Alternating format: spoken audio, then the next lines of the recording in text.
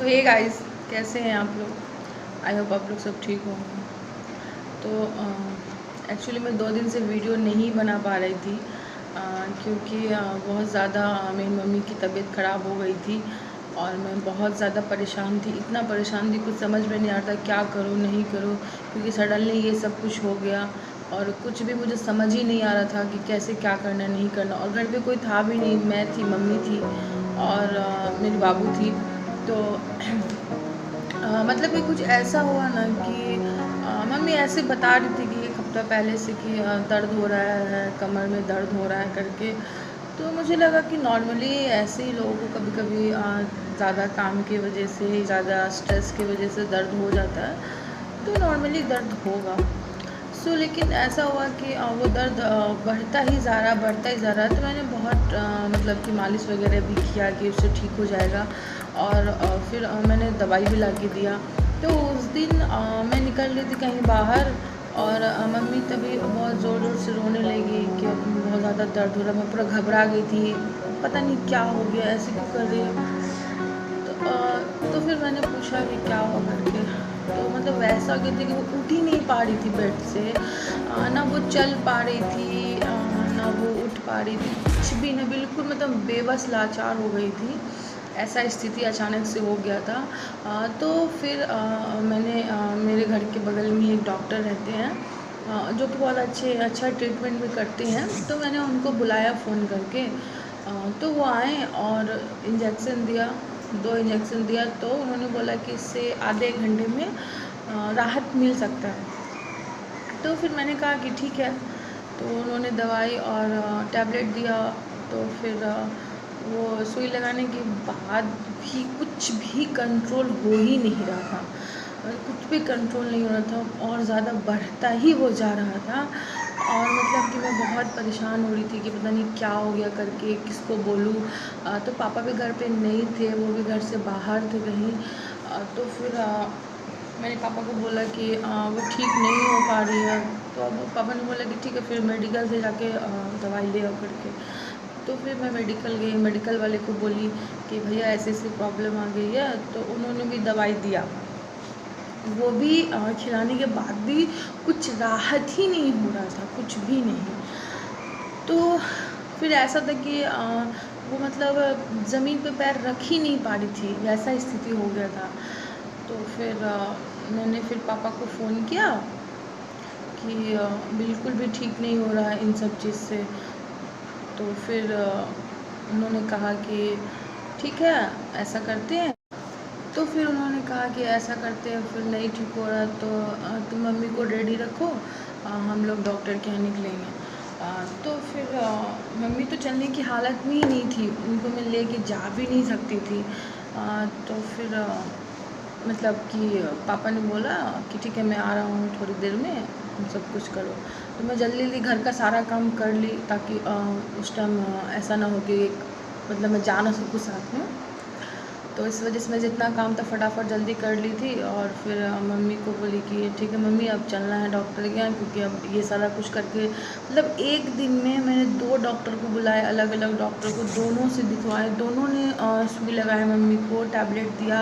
और फिर मैं मेडिकल से बुलाई, बट कुछ भी हो ही नहीं रहा था, मतलब कुछ असर ही नहीं हो रहा था।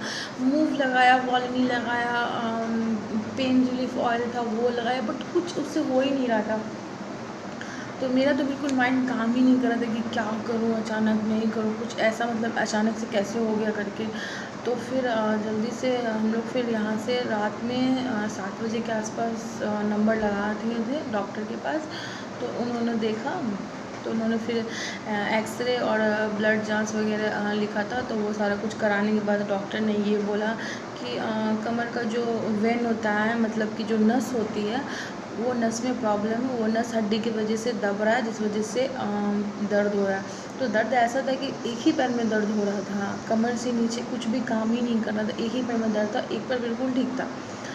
तो फिर वहाँ पे भी फिर 2 गो सुई पड़ा, टैबलेट पड़ा। तो उसके बाद उन्होंने बोला कि बेल्ट लगाना है, बिल्कुल काम नहीं करना है, आपको रेस्ट करना है, जितना रेस्ट करेंगे उतना जल्दी आप ठीक हो सकते हैं।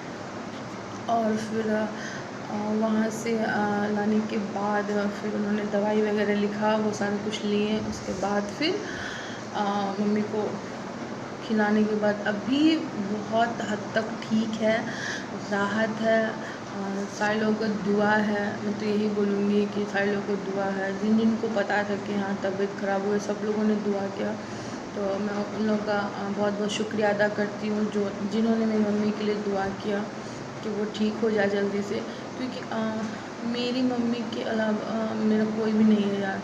मेरे कोई भाई बहन तो है नहीं कि चलो भाई मैं नहीं देख सकूँगी तो और कोई देख लेगा, क्योंकि मैं अकेली ही हूँ। तो कोई भी यहाँ पे करने वाला नहीं है मम्मी के पास, तो इसलिए मैं ही मम्मी को देखभाल कर रही हूँ। और अभी मम्मी सिर्फ रेस्ट पे है और कुछ भी नहीं। और बस इतना है कि थोड़ा सा मतलब बाथरूम वगैरह चल फिर कर सकती है। एंड बिल्कुल बेड पे खाना पीना दवाई सारा कुछ। तो ऊपर वाले का मैं शुक्रिया अदा करती हूँ कि उन्होंने मेरी मम्मी को ठीक कर दिया है। बस उनको रेस्ट की ज़रूरत है और कुछ दिन रेस्ट के बाद वो बिल्कुल ठीक हो जाएगी। और मतलब फिर मैं चली जाऊँगी अपने ससुराल, क्योंकि मैं उस दिन ही जाने वाली थी जिस दिन अचानक से ये सब कुछ हो गया। मैं उस दिन ही जाने वाली थी, लेकिन अब मैं कैसे जा सकती हूँ छोड़ के। यहाँ पे कोई करने वाला नहीं, कोई देखने वाला नहीं। मम्मी अकेले घर में रहती है और पापा भी चले जाते, तो मैं हूँ अभी यहाँ पे तो सारा कुछ कर लेती हूँ, तो कोई दिक्कत है नहीं। तो इसलिए मैं वीडियो भी नहीं बना पा रही थी, मुझे टाइम ही नहीं मिल रहा था। अभी मुझे सारा घर का काम मुझे ही करना पड़ता है। उस टाइम ऐसा था कि मम्मी ठीक थी तो मम्मी भी कुछ कुछ काम कर लेती थी, और मेरे छोटे बाबू भी उसको भी संभालना पड़ता है, तो अकेले नहीं हो पाता है।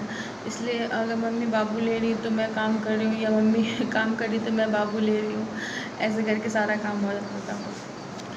तो फिर तो चलो आज बता देती हूँ कि मैं वीडियो क्यों नहीं बना रही थी। मैं किसी पे भी वीडियो नहीं, ना इंस्टा बना रही थी, ना यूट्यूब पे, किसी पे भी नहीं। तो फिर अभी भाई लोग आया है देखने के लिए। मतलब मेरा तो भाई नहीं है, वो मेरे अंकल का बेटा है, मेरा कज़न ब्रदर है। तो अभी हम लोग सब साथ में ही हैं और ठीक है, अभी कोई दिक्कत नहीं है। तो बस इतना ही, फिर इतना ही आप लोगों से कहना था मुझे कि जो भी वीडियो को देख रहे हैं उन लोगों से यही बोलना चाहती हूँ कि आप लोग भी दुआ करो कि मेरी मम्मी जल्दी से ठीक हो जाए, बिल्कुल अपने पैर पे खड़ी हो जाए, कोई भी प्रॉब्लम ना हो। क्योंकि कष्ट में तो कोई भी देख नहीं सकता है अपने माँ बाप को, मैं भी नहीं देख सकती। तो इसीलिए बस इतना ही आप लोगों से कहना है। और जो भी मेरे चैनल पे नए हैं वो प्लीज़ मेरे चैनल को सब्सक्राइब करो, सपोर्ट करो, लाइक करो, शेयर करो। तो फिर मिलते हैं नए वीडियो के साथ, तब तक बाय बाय।